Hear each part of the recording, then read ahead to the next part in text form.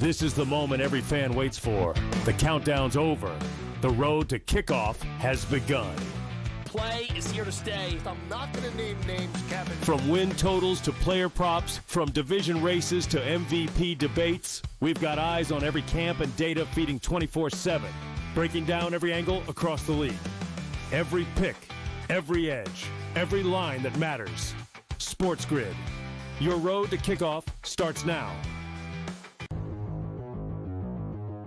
He is not Derrick Henry. He is not one of those special backs in that sense. A really good one that's been outstanding in fantasy for quite some time. But you can also hear the buzz recently about it being more of a split backfield. And if that's so, then Aaron Jones' value takes a hit, Jordan Mason's value goes up, and there's an opportunity at some point if Aaron Jones misses time where you can see Jordan Mason take that backfield over. Fantasy sports today, only on SportsGrid. It's a safe shot, pin high left with a 6-iron. And then this is where JJ enters the fray again and hits this like slice 5-iron. That was just, I mean, it curved probably a good, 30, 40 feet, almost flies in the hole. And it was just a crazy shot because nobody would ever really try to hit that type of slider. The Smiley Show, only on SportsGrid. An HRR, parlay a combo that you want to do. I generally prefer away teams and players that hit at the top of the lineup or in the top half, just because you are guaranteed just that extra plate appearance here or there. How many times, throughout the season, I've been like, listen, if this guy gets on, he will have one more at bat in the 9th inning. And if he doesn't get there, he doesn't get there. If you just take them that's placed higher, they're going to be in a spot to cash that bag. Pro Baseball Today, only on SportsGrid.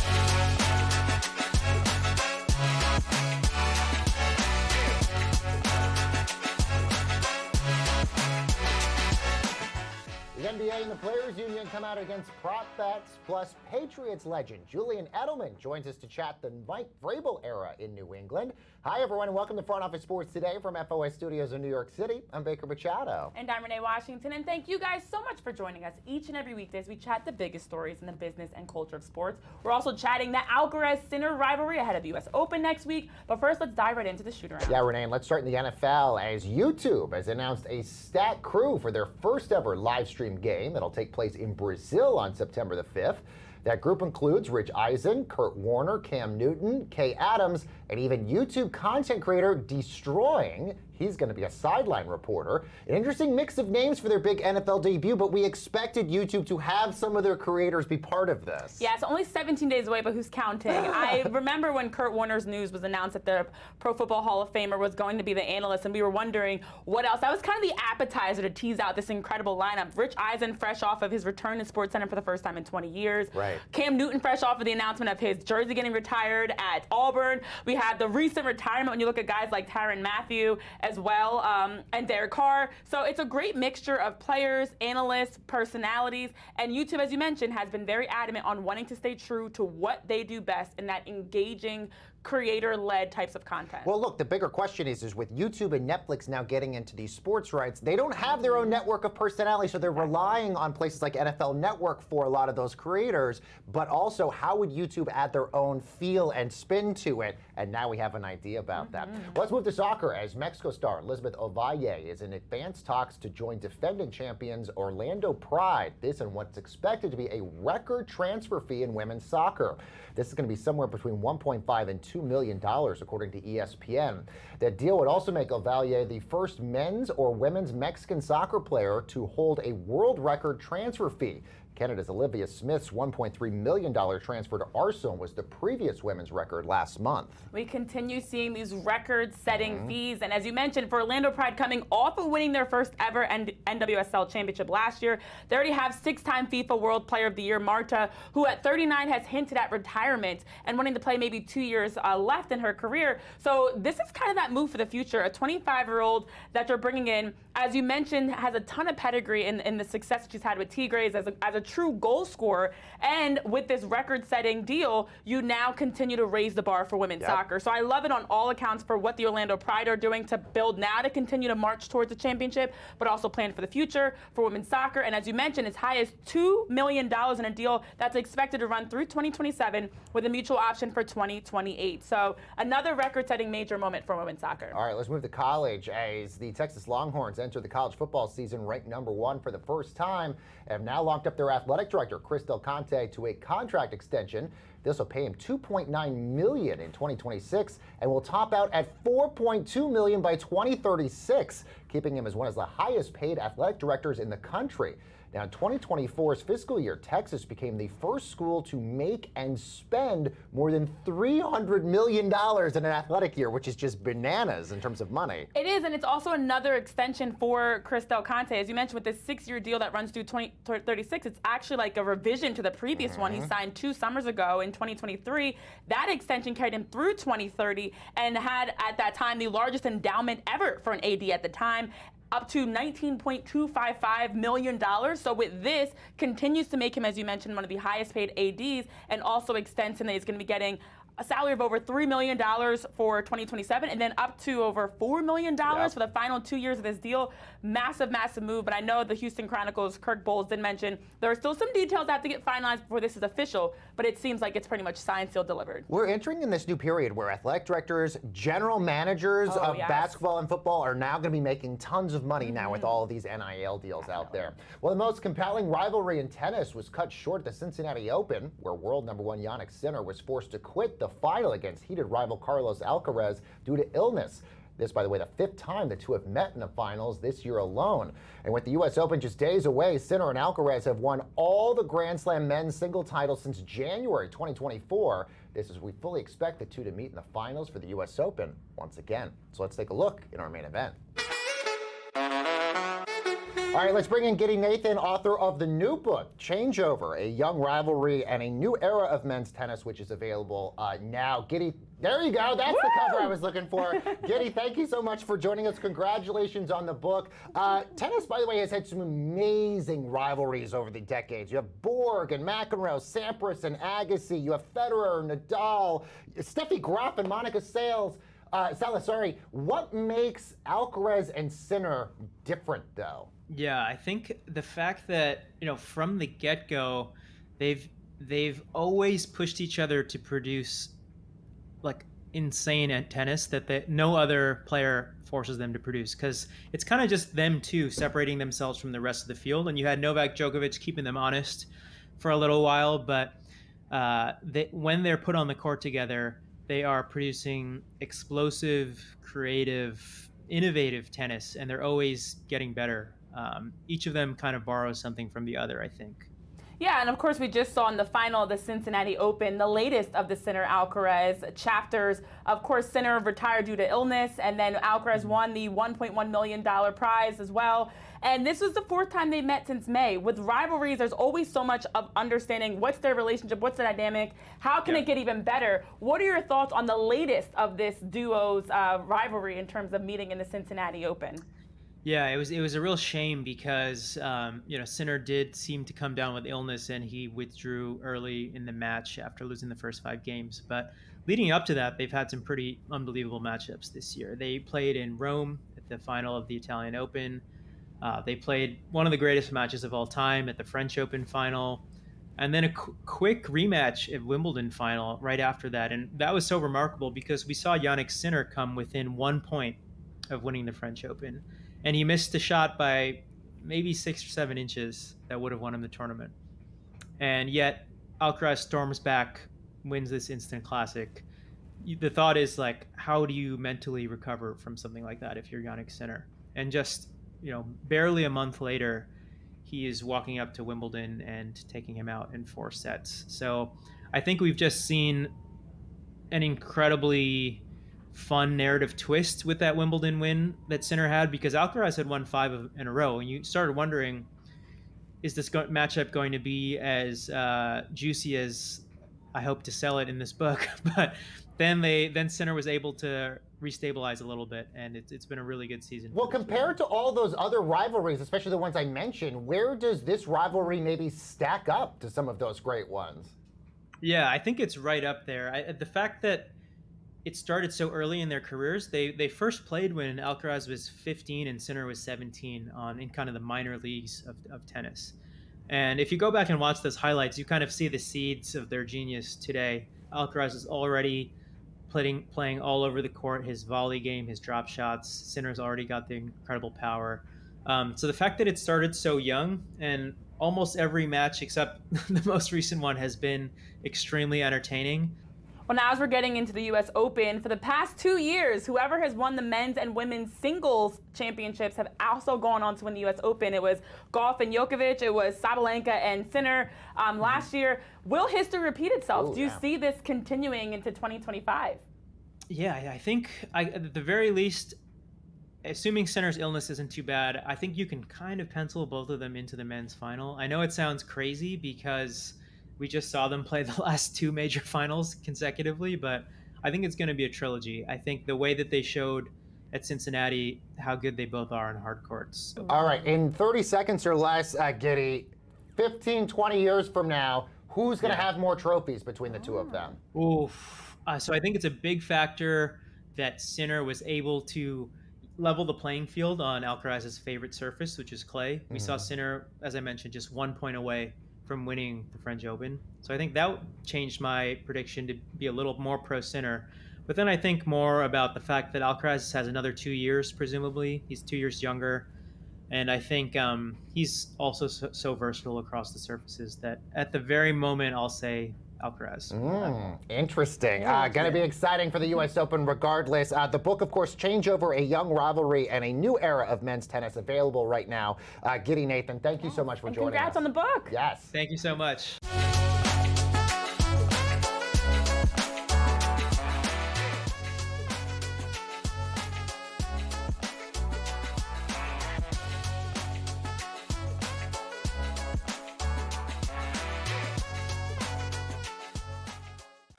Vegas knows how to celebrate. If you're headed to Vegas for your birthday, plan ahead to get all the birthday freebies the city has to offer.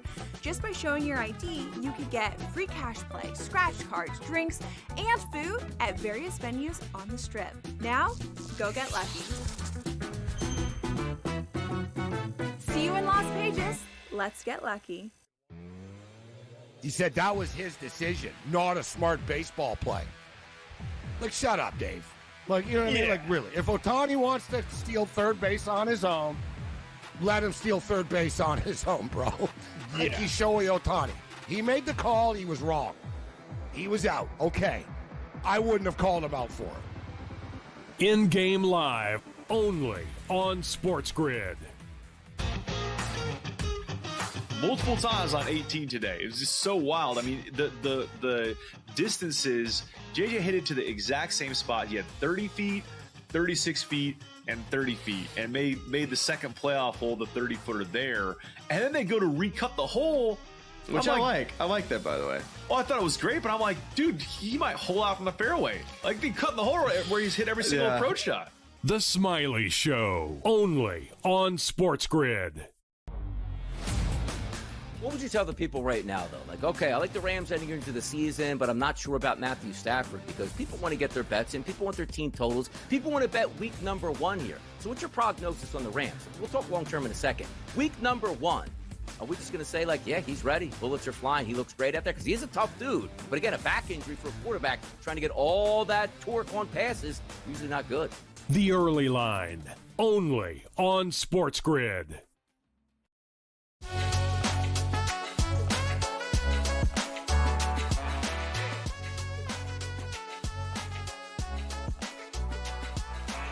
And welcome back, everyone, to Front Office Sports Today with Renee Washington. I'm Baker Machado. Well, few players are as beloved in New England than Julian Edelman, the former 7th-round pick and 3-time Super Bowl champ, finished his career with the 2nd most receptions in franchise history and was inducted into the Patriots Hall of Fame earlier this year. So let's bring in the man, the myth, the legend, Julian Edelman, joining us here on Front Office Sports Today. Hi, Julian. How you guys doing?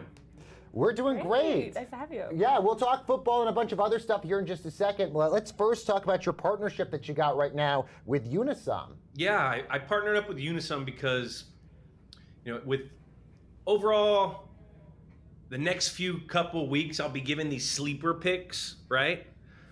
And we all know how sleepless people get when they're thinking about their fantasy lineup or their team.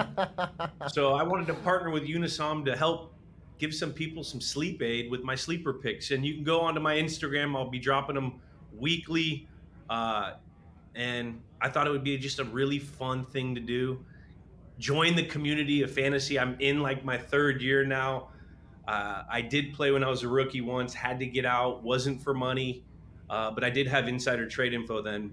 But we'll have those. I do have a lot of good sources. So tune in to my Instagram weekly for the sleeper picks with Unisom. Love this. Well, Julian, during your NFL career, you and your fellow Patriots left a lot of people with sleepless nights during the core of your dynasty. I want to ask about that because I've seen each of you, yourself, Gronk, Brady, Belichick, that are really paving your own lane post-Patriots dynasty. But we've also heard some comments that have led to wondering, is there a rift between like a Kraft and Belichick? Are you guys on good terms now? And when you look at the core of that Patriots dynasty? I can only speak for myself. You forgot the McCourty twins. They're killing it. James White's out there doing Big Ten Network. We got a lot of guys out there. Brewski with ESPN. But for me individually, I'm on a good key with everyone, I think. We're all so busy and we're all kind of in our own little lane doing our own thing. You do get to keep up through social media and through little things here and there, but everyone's got their own life. We spent so much time together that like now we got to go spend time with like our family and stuff and and our new careers. So it's been really fun to see the huge amount of Patriots that are represented in the media game right now. And I think everyone's got their own little flair. So it's been fun.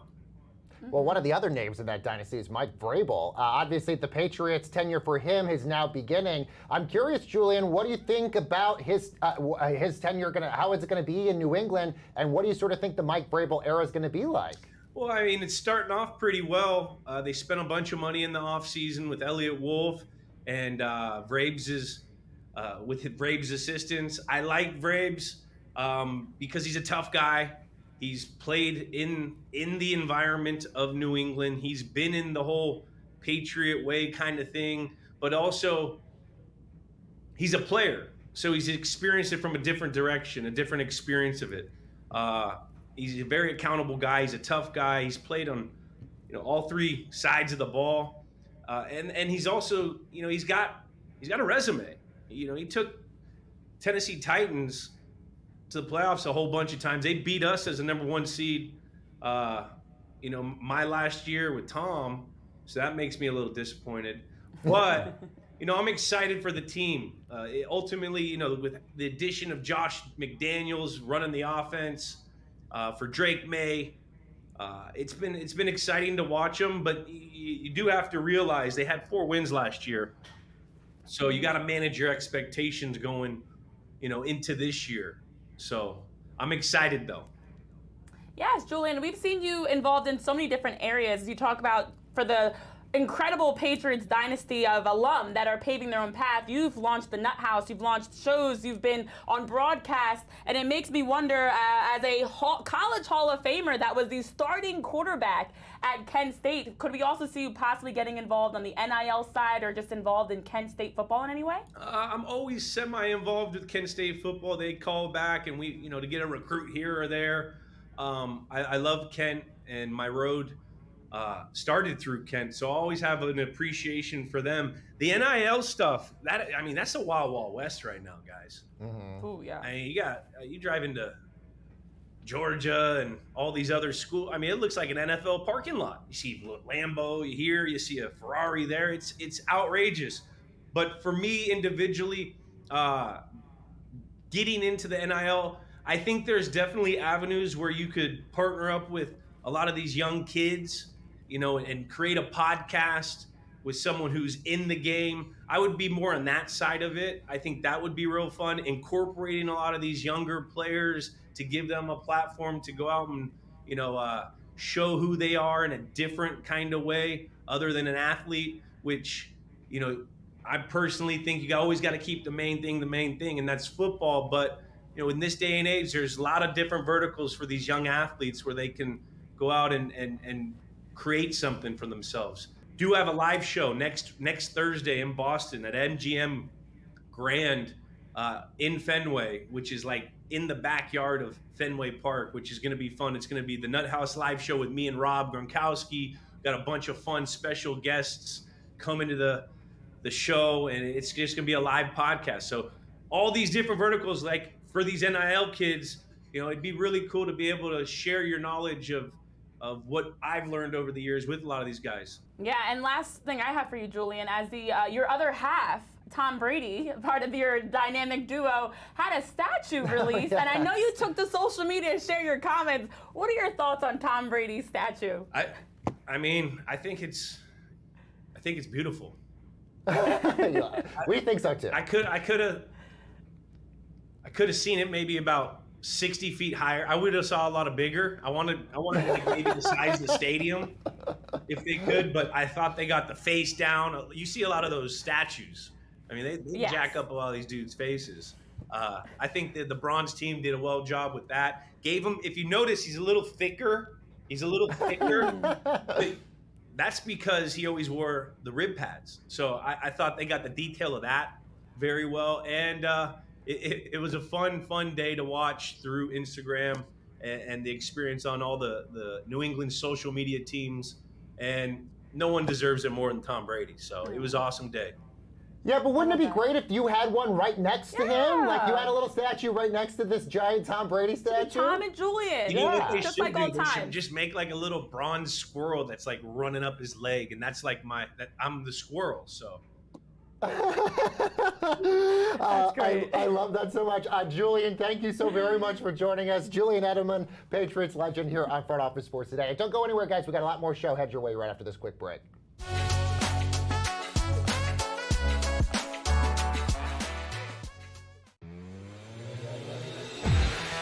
You can find odds for the Phoenix Mercury win the WNBA final. I'm saying it right now. Until I get Stewie back, and they can show me with Stewie, with Messerman, with Stewart, with John Quell, with Ionescu, with Phoenix, until I can see the Liberty look like the Liberty, which they have not been for a while, I'll be willing to say that Phoenix Mercury could make the WNBA finals. In-game live, only on SportsGrid. This is the moment every fan waits for. The countdown's over. The road to kickoff has begun. Play is here to stay. I'm not going to name names, Kevin. From win totals to player props, from division races to MVP debates, we've got eyes on every camp and data feeding 24/7, breaking down every angle across the league. Every pick, every edge, every line that matters. SportsGrid. Your road to kickoff starts now. Justin Rose has done it so many times in his career. That's like he's so good at everything. There's nothing that he's bad at. Every part of his game is at close to a elite level when it's good. And so when he had it going on this week, he's not scared, dude. When he gets that look in his eye, watch out. The Smiley Show, only on SportsGrid. If you don't like getting hit, you can't do BKFC point blank. Oh, absolutely.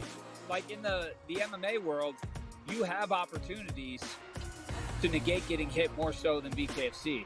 You can get a takedown, you can secure a dominant position where you're less likely to get hit, and even if you are getting hit, you're less damaging because of your position. Combat Sports Report, only on SportsGrid.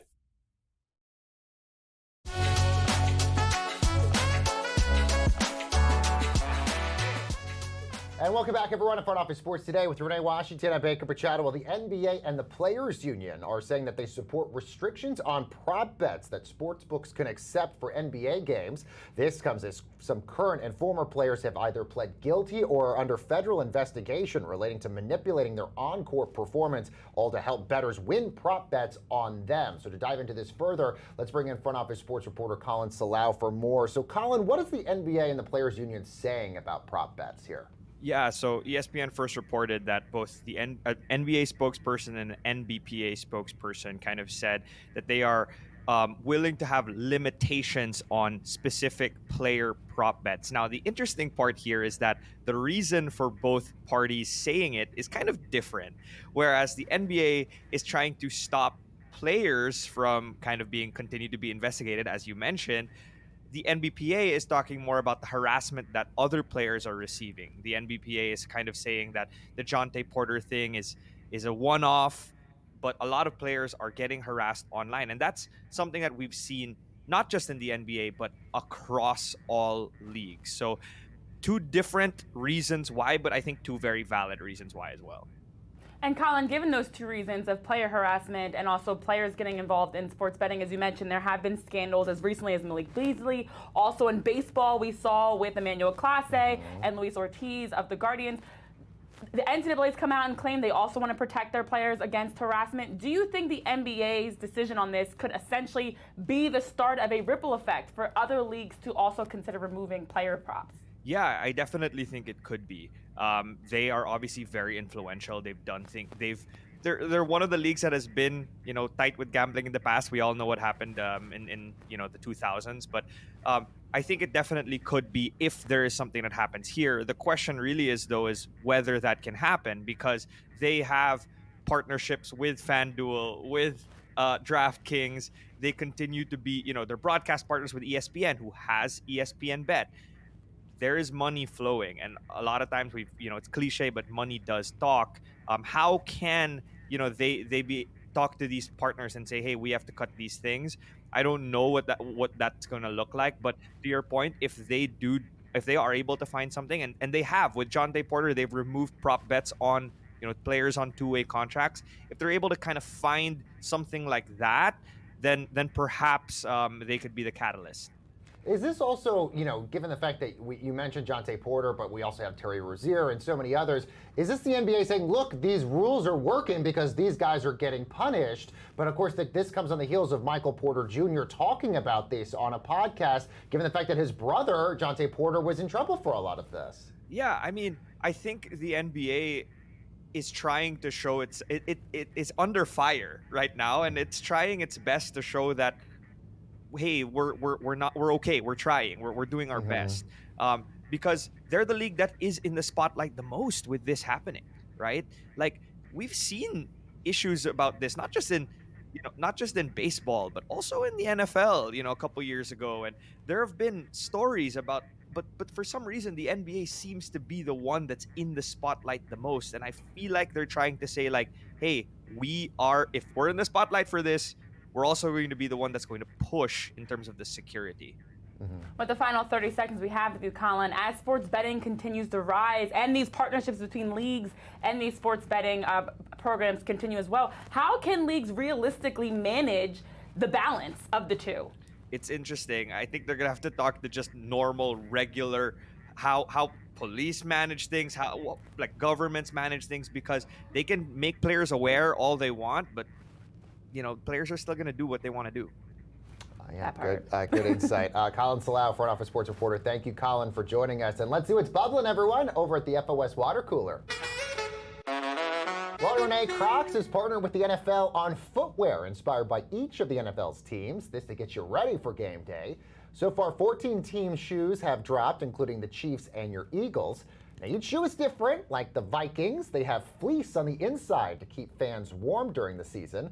The Dolphins, Bears, and Bills shoes, they feature fins, horns, and claws, and their special gibbets. Those are charms, which allow you to showcase your team pride as well. Now, the full Crocs collection going to be released on September the 18th, weirdly on my birthday. So what do we think, Renee? Which one are you going to get? The Eagles one? Clearly the Eagles one. I like how they're tailored to each fan, and they're tailored to the weather, the conditions of each team, but also it's very smart for the NFL. They've got their hands in a little bit of everything right now. Crocs sold a whopping 127 million pairs in 2024. They've nearly doubled their production since 2019. So as Crocs continue to rise, NFL is getting involved. I don't have a single pair of Crocs, but I think I might have to actually get this Eagles pair because why not? I mean, yes, Support why my not? I birds. mean, I do think the Bills thing with the horn is a little crazy. I like the fleece and I like the fins. Yeah, and the I Dolphins like the fins. fin is a little 'Cause weird. Crocs We're gonna add see some extra stuff. We'll see the other ones later on this year. All right, guys, thanks so much for watching. We'll see you next time. Thanks so much. Fly, Eagles, fly.